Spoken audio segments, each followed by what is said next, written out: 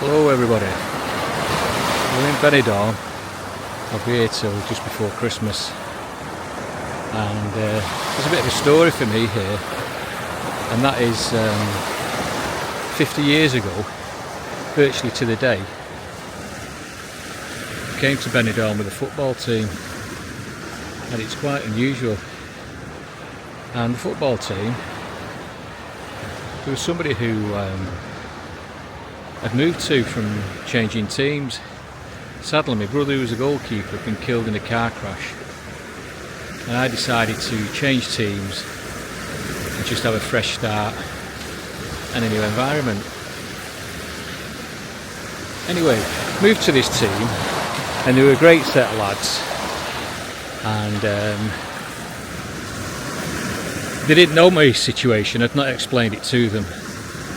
They were completely new to me, all strangers, but within a few games I really got to know them well.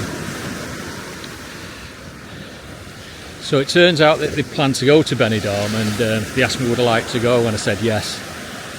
And this football team, they were really good. They were a great laugh. There was many different characters in it, and it's a really good set of players as well. So we were winning all our games, and I soon settled in. I was playing right full-back. In those days I was a real hard-hitting defender. Did change positions as time went on, whether it be midfield, centre-half, whatever. But what was unusual about the trip to Benidorm was that some powerful person in the Spanish government, I think it was a Prime Minister or something like that, and this was at the latter ends of the days of power from General Franco, and only the oldest also remember him, but it can be googled, and I'm sure you'll find that there was an assassination in December 1973. But for us, we were on a 4-day trip to Benidorm, and it meant that there was nothing on, and it is quiet now because it's basically out of season. But in those days it was a 4-day, I'm sure it was a 4-day closure. So for us as a football team, we were just limited as to what we could do. Well, it turns out the hotel staff, they said they knew of a bar. They told us how we could get in. So for 4 days and 4 evenings, we were in that bar doing all our drinking, and basically having our breakfast, lunch and dinner there as well. And the only thing I did do to see the seafront before we got the coach back to the airport on the 4th day, I actually walked to the beach, and I had just enough time to take a glimpse at it, and then back to the hotel and the journey back to Manchester. So yeah, 50 years ago.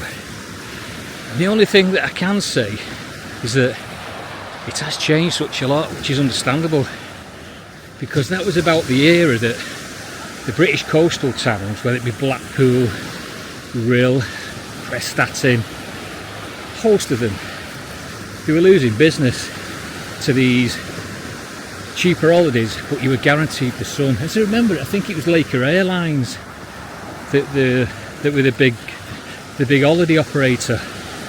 So even now Benidorm is still going because it's got the sun. And as you look around, you can see from the seafront itself, there's skyscrapers everywhere, and it goes back quite a few blocks. I was gobsmacked when I actually came here and saw the development that took place. So it's never looked back. But for towns like Blackpool, as I say, Rhyl, Prestatyn, Conway, a lot of the North Wales coast, it's just not the same anymore. But that football team, wow, we had some characters there, and they were linked in with different people. One guy, I think he was Malcolm Allison's son, David Allison. Malcolm Allison was the great football coach. And then we had Stuart, whose dad was the head groundsman at Main Road. And I remember him because he lived in one of the 2 terraced houses that were adjacent to the football club. The older City fans might remember those 2 houses.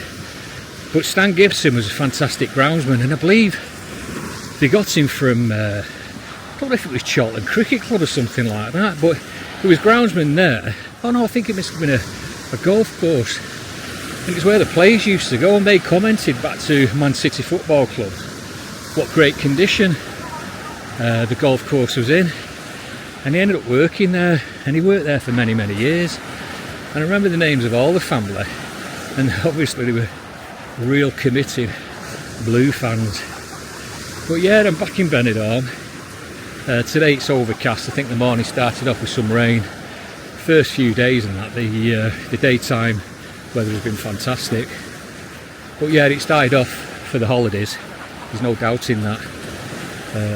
The weekends will be busy because the Spanish still come here, and the hotel I'm staying in, there's lots of Spanish people in there. But yeah, they had my trip away last month to, well, it was October I spent in Greece. I was on the island of Kos, and I was in the old town of Kos as well. And now I've got quite a few weeks here in Spain, so I'll be back in Manchester just to see people over the Christmas, staying at a place in Manchester. I've got a hotel booked. Then February I'll be spending my time there in Malta.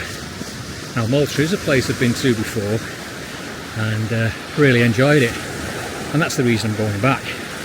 So yeah, it's not too bad. Seeing the weather news back home, it's not a bad way to spend your life, is it? So I have no complaints. So there we go. Anyway, I'll be doing some other videos. I'll just sign off with this.